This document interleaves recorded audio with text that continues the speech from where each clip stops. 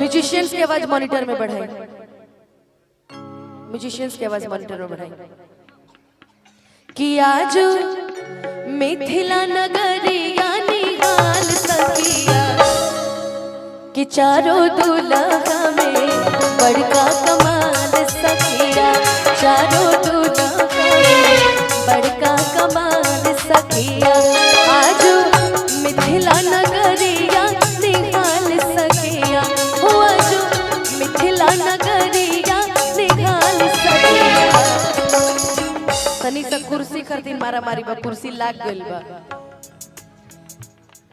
इधर कौन कौन लोग एक्स्ट्रा है जी? हमरा बुझा था हम रही साथे ढेर लोग आइल बनी का। अच्छा हमारे टिंकू भैया की तरफ से देखिए, खर्चा मत करिए बहुत, क्या करोगे यार। अरबों का कार्यक्रम पकड़स भगवान महादेव जी को रस, पर करोड़ों के कार्यक्रम 50 लाख हमनिए के देश, 50 लाख खाली है होको। कि चारों दुल्हा में बड़का कमाल सखिया, चारों दुल्हा में बड़का कमाल सखिया।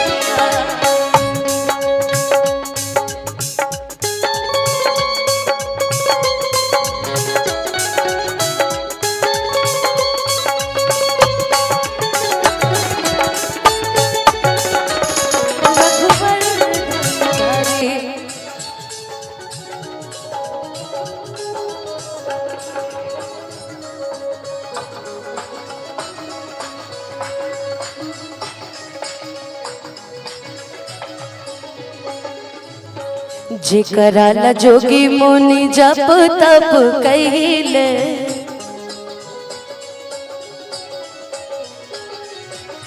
से मोरी मिथिला में पाहुन बन के गइले।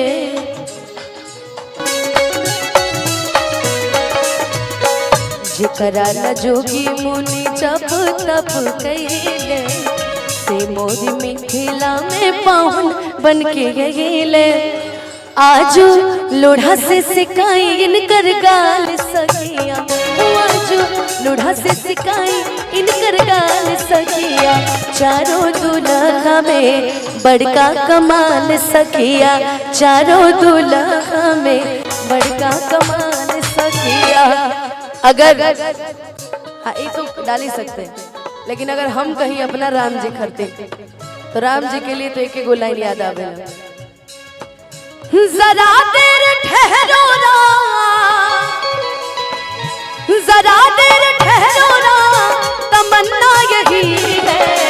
अभी हमने जी भर के देखा नहीं है, अभी हमने जी भर के देखा नहीं।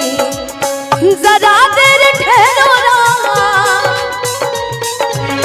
जरा देर ठहरो ना, तमन्ना यही है।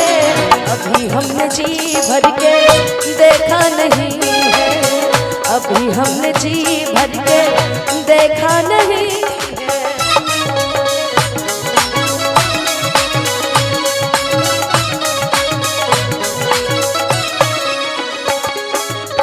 और हमारे बीच में बहुत सारे कलाकारों की लिस्ट पोस्टर पे था, तो जो अगर मैं नाम अगर नहीं भूल रही हूँ तो उनका भी बहुत बहुत स्वागत है। और बाकी अनु हमरे खातिर आइल बड़ी मोबाइल चलाओ तरी, मेरी एक दोस्त भी है पता है, उसका भी नाम अनु ही है। अच्छा मम्मी को बुला रही है, हाई सेल्फी देखो।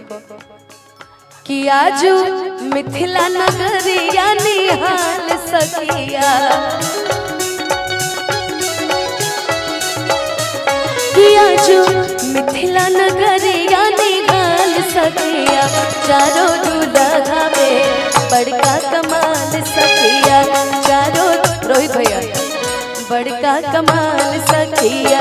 चारों दुल्हा में बड़का कमाल सखिया, चारों दुल्हा में बड़का कमाल सखिया, चारों दुल्हा में बड़का कमाल। कि चारों दुल्हा में हर बड़का कमाल सखिया। एक बार प्रेम से बोलिए जय श्री राम।